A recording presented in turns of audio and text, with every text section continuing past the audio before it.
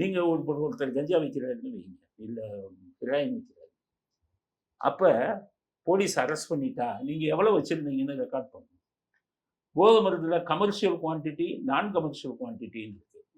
Commercial குவான்டிட்டின்னா அது jail தண்டனை அதிகம், பெயிலும் கிடைக்காது. அப்போ ஜட்ஜு வந்து பெயில் கொடுக்கும்போது என்ன கேட்பாரு, எவ்வளோ வச்சுருந்தாரு, கமர்ஷியலா நான் கமர்ஷியலான்னு கேட்பாரு.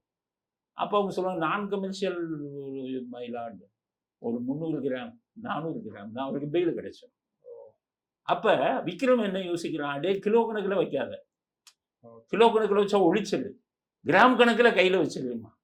அதனால தான் பொட்டலம் சின்ன பொட்டலத்தில் தான் கொடுப்பான் நிறைய பேர், ஏன்னா நான் கமர்ஷியல் குவான்டிட்டி இருக்கணும். ஸோ இந்த ஸ்கூலுக்கு வாசலில் விற்கிறது, கல்லூரி வாசலுக்கு விற்கிறது, அதுவும் குறிப்பாக பெண்களை வச்சு விற்க வைப்பாங்க சின்ன சின்ன குவான்டிட்டி.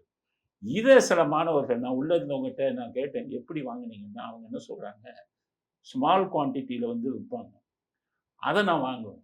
ஃபார் எக்ஸாம்பிள் அது வந்து நான் 1000 ரூபாய்க்கு வாங்குவேன்.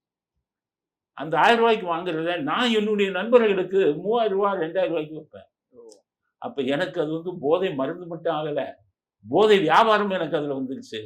இப்போ நான் போதை மருந்தும் சாப்பிட்றேன், அதை வியாபாரமாக வச்சு மாதம் 10,000 ரூபாய் சம்பாதிக்கிறேங்கிறான்.